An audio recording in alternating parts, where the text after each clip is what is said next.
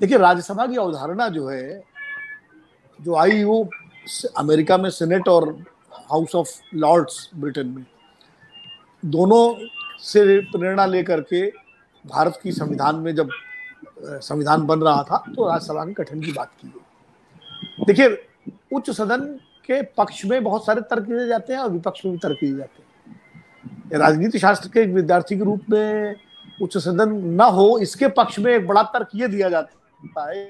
एक राजनीति शास्त्र के बड़े विद्वान थे, उनका ये कथन था कि उच्च सदन और जो निचला सदन है, इनके बीच में अगर कोई कानून, किसी कानून को लेकर के टकराव होता है, अगर लोकसभा या हाउस ऑफ कॉमन्स या निचला सदन कोई कानून पास करता है और उच्च सदन कोई ताकत होती है कि उसको रोक सके, तो टकराव बढ़ेगा विधायिका में और फिर जो है नए झंझट पैदा होंगे। और अगर ये नियम हो कि निम्न सदन निचला सदन जो कानून पास करेगा उसको उच्च सदन उस पर बहस करके और उस पर मोहर लगा देगा, तो फिर उच्च सदन की जरूरत ही क्या है? मतलब अगर उसको हाँ में हाँ मिलाना तो क्या जरूरत है, और अगर हाँ में नहीं मिलाना तो टकराव बढ़ेगा, इसलिए कोई जरूरत नहीं है। तो ये बड़ा तर्क ये राजनीति शास्त्र में चलता रहा। लेकिन इसके बावजूद हमारे संविधान निर्माताओं ने उच्च सदन की जरूरत को महसूस किया, और इसीलिए महसूस किया कि भारत में संतुलन की जो राजनीति है, उससे जो अभी के.वी. प्रसाद जी ने जो चाय के प्याले का और उसका जो उदाहरण दिया कि ठंडा करके, तो वो संतुलन की राजनीति के तहत उच्च सदन का गठन किया गया और उसमें राज्यों को प्रतिनिधित्व दिया गया, क्योंकि देश में इतनी विविधताएं हैं, इतनी डाइवर्सिटीज हैं, एथनिकल डाइवर्सिटी है, लिंग्विस्टिक डाइवर्सिटी है, तमाम सारे भौगोलिक, क्षेत्रीय, भाषाई, धार्मिक, जातीय। तो उसके तहत उच्च सदन को एक ऐसा मंच बनाया गया कि जहां विभिन्न विविधताओं के लोग अपने अपने राज्यों से आए, और वो लोग जो शायद निचले सदन का जो लोकसभा का चुनाव होता है उसकी जो तमाम जटिलताएं हैं, उन जटिलताओं को नहीं वो लोग पूरा कर सकते हैं, उनमें नहीं जाना चाहते हैं, ऐसे लोग जो चुनावी राजनीति से दूर रहना चाहते हैं, लेकिन उनकी आवश्यकता देश को है, संसद को है, कानून निर्माण में है, तो इसलिए उनका भागीदारी भी कैसे हो, इसलिए उच्च सदन। और इसीलिए जो राजेश भाई ने तमाम नाम लिए, चाहे वो मैथिली गुप्ता जी का हो, दिनकर जी का हो, या और भी नरगिस थी, खुशवंत सिंह थे, और बहुत हम लोग गिना सकते हैं। उस समय जो है उन लोगों को राज्यसभा में लाया जाता था कि ये विभिन्न क्षेत्रों का प्रतिनिधित्व करते हैं, तो इनकी बातें अगर आएंगी सदन में तो निश्चित रूप से उससे कानून बनाने में और सुविधा होगी और काफी चीजें, काफी इनपुट्स मिलेंगे। और इसके साथ ही एक बहुत महत्वपूर्ण बात यह भी थी कि राज्यसभा में जब बहस का जो स्तर होता था, निश्चित रूप से मैंने भी राज्यसभा कवर की, वो लोकसभा में तो ऐसा नहीं कि लोकसभा में बहस का स्तर अच्छा नहीं होता था, लोकसभा में बहुत जबरदस्त, पुराने समय में बहुत अच्छी सी बहसें होती है, यहाँ तक कि बहुत पुराने भी आप बच जाइए तो अटल जी के जमाने तक, नरसिम्हा राव जी, ये मनमोहन सिंह के जो यूपीए 1 तक भी बहुत अच्छी अच्छी बहसें हुई हैं, और नरसिम्हा राव के टाइम में भी, राजीव गांधी के टाइम में, और उसके पहले भी जिन लोगों ने जो है, तो लोकसभा में। लेकिन राज्यसभा में बहस एक दूसरे तरह से होती थी, उसका एक स्तर बड़ा बौद्धिक होता था। लोकसभा में जहाँ जमीनी बातें ज्यादा आती थी और कई बार अनरूली सेन भी दिखाई पड़ जाते थे, लेकिन राज्यसभा में जो है जो बहस का स्तर होता था बड़ा बौद्धिक और बहुत ही विचारोत्तेजक होता था। वो भले ही पार्टी लाइन पे लोग बात करते थे, लेकिन कई बार पार्टी लाइन को पार भी कर जाते थे राज्यसभा में कई सांसद। राजेश भाई बैठे हुए हैं, के.वी. प्रसाद जी भी हैं, हम लोगों ने कई ऐसे मौके भी देखे हैं कि जब हम लोगों को प्रेस गैलरी से लगता था कि अरे ये क्या बोल रहे हैं, तो पार्टी लाइन से भी आगे की चीज है, लेकिन वो बोलते थे, बेधड़क होकर बोलते थे, निडर होकर बोलते थे, और उनमें कहीं जो है किसी तरह की कोई वो नहीं होती थी। मैं आपको एक उदाहरण देता हूँ छोटा सा, कि 1981 की या 82 की बात होगी, इंदिरा जी प्रधानमंत्री थी, राज्यसभा में असम पर बहस हो रही थी, और असम आंदोलन उस समय चल रहा था, उस पर बहस हो रही थी। उत्तर प्रदेश से कलराज मिश्रा जो है बिल्कुल युवा सांसद के रूप में चुन के आए थे राज्यसभा में, और वो बोलने को खड़े हुए, उन्होंने, प्रधानमंत्री इंदिरा जी बोल रही थी, अचानक वो उन्होंने इंटरवीन किया, कलराज जी खड़े हो गए बोलने के लिए, इंदिरा जी यील्ड कर गई, वो बैठ गई, तो यानी फिर उनको चेयर ने परमिशन दे दी बोलने की। कलराज जी ने बोलना शुरू किया, और उन्होंने बहुत बेधड़क होके बोला कि, और प्रधानमंत्री के वक्तव्य का प्रतिवाद किया, और पहली बार वो संसद में आए थे। उसके बाद जब हाउस एडजॉर्न हो गया, ब्रेक हो गया, शायद लंच ब्रेक हो गया था, तो कलराज जी को मार्शल ने कहा कि आपको प्रधानमंत्री बुला रहे हैं, मिलना चाहते हैं। तो कलराज जी जो है थोड़ा सा सकपका गए। नए युवा सांसद थे, इंदिरा गांधी थी, तो वो गए उनके पास, तो लॉबी में ही वो मिल गई इंदिरा जी उनको। तो उन्होंने उनकी पीठ ठोकी इंदिरा जी ने कलराज जी की। बोले कहाँ से हैं आप? बोले उत्तर प्रदेश से। कलराज मिश्रा जी, भैया पंडित जी कहाँ से हैं, किस जिले से हैं? पहले तो बड़े अपनेपन से बात की, और फिर उन्होंने कहा कि बहुत अच्छी तरह से आपने बोला, और अपनी बात इसी तरह रखनी चाहिए, चाहे प्रधानमंत्री बोल रहा हो या कोई भी बोल रहा हो, अगर आपको कुछ कहना है तो अपनी बात को बड़ी हिम्मत के साथ करना चाहिए, और इसी तरह आप जो है इंटरवीन करिए बहस में और चर्चा में। और उसके बाद उन्होंने आर के धवन से कहा कि मिश्रा जी का कभी कोई किसी तरह की इनका काम हो, इनके क्षेत्र का, इनका कोई भी, तो आप इनकी मदद करें, और कभी ये मुझसे मिलना चाहे तो मुझे मिलाएं। तो इस तरह का हाउस में उस वक्त वातावरण सदन में हुआ करता था। अटल जी के बारे में, नेहरू जी का सबको मालूम ही है। इधर पिछले, मतलब मैं सिर्फ ये नहीं कहूंगा अभी 8 साल 10 साल, पिछले करीब 20-22 साल से, बल्कि पोस्ट 96 जो है, राज्यसभा का उपयोग बिल्कुल जो है लोगों को मोबिलाइज करने में होने लगा है।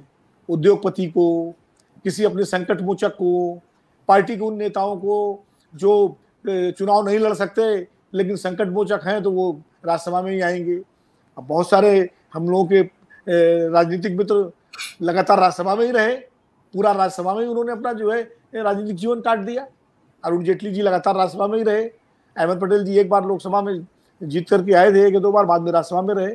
और एक समय तो ऐसा आया था कि कांग्रेस और बीजेपी के तमाम वो नेता जो नीतियां तय करते थे वो ज्यादातर राज्यसभा के ही थे, और इसको लेकर पार्टियों में जो दूसरे नेता थे वो इस बात को लेकर बड़ा संतोष व्यक्त करते थे कि राज्यसभा वाले पार्टी चला रहे हैं, इनको क्या पता चुनाव कैसे लड़ा जाता है। एक समय बीजेपी में और कांग्रेस में भी ऐसी स्थिति आ गई थी।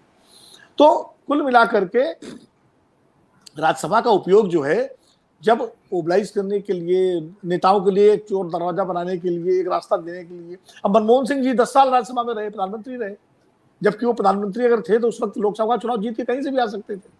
ऐसा नहीं था चुनाव हार जाते, पंजाब से लड़ जाते, कहीं से भी जीत के आ जाते, लेकिन नहीं लड़े। 10 साल लगातार राज्यसभा में रहे, प्रधानमंत्री रहे। तो ये जो राज्यसभा का जो उपयोग होना शुरू हुआ, कि तो राज्यसभा का जो मूल उद्देश्य था उससे कहीं ना कहीं सदन भटक गया। और उसके बाद राज्यसभा, एक दौर ऐसा भी आया जो अभी भी लगभग चल रहा है, या अब शायद वो दौर खत्म हो जाए, कि जिस सरकार जो है उसका अल्पमत राज्यसभा में, सत्ता पक्ष का अल्पमत, यूपीए के टाइम में भी ये रहा, और ये मौजूदा सरकार में भी यही स्थिति काफी समय तक रही। अब तो बीजेपी शायद इस चुनाव के बाद जो है वो काफी ताकतवर हो जाएगी। तो एक टकराव की स्थिति हो गई सरकार और उच्च सदन के रूप के बीच में। विपक्ष वाले कहते थे राज्यसभा में आने दो, तब देखेंगे इस बिल को क्या करते हैं।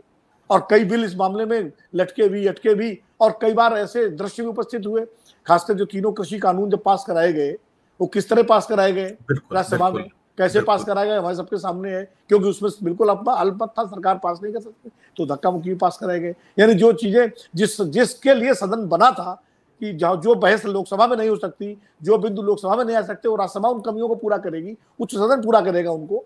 तो वहां पता लगा वहीं जो है धक्का परेड में बिल पास हो जाए। तो लेकिन ये भी हम लोगों के सामने हुआ।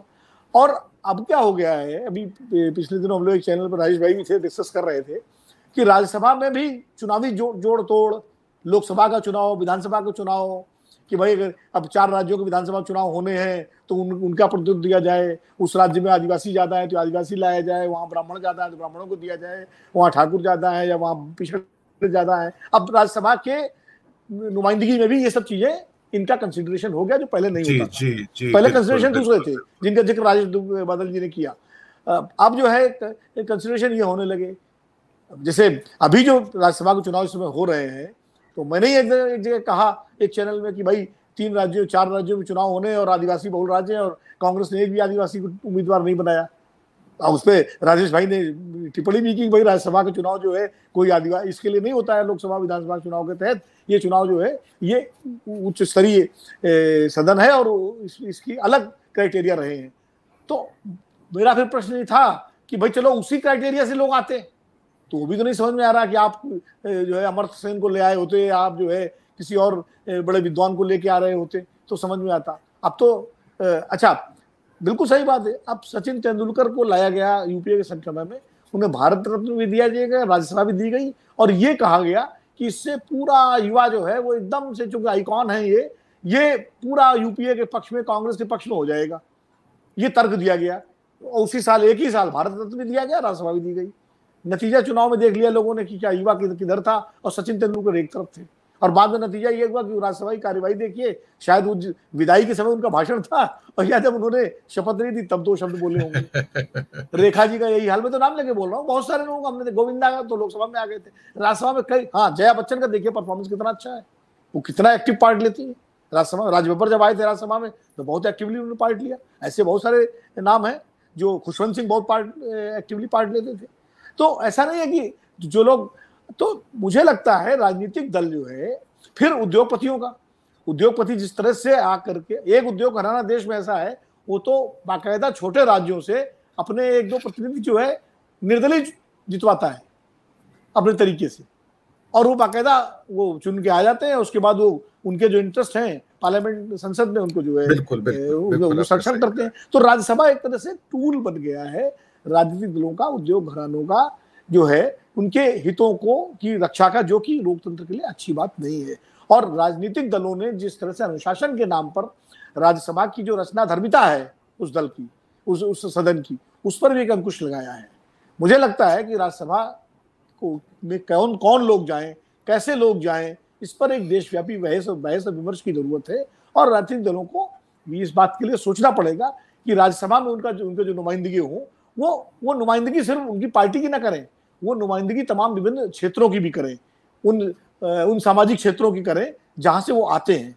तो पता लगेगा भाई किसी अच्छे, आपने चिकित्सा क्षेत्र से किसी विशेषज्ञ को भेजा है, आपने साहित्य के किसी विशेषज्ञ को भेजा है, अभिनय और कला के क्षेत्र से किसी को भेजा है, और वो लोग और बाकायदा वो एक्टिव सक्रिय रूप से भाग लें उसमें, और उनको ये छूट दी जाए कि वो पार्टी लाइन से हटके भी बात कर सकें अगर उनको लगे कोई मुद्दा है।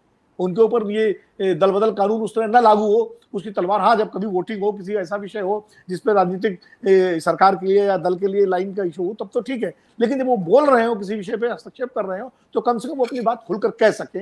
ये स्वतंत्रता भी उनको होनी चाहिए।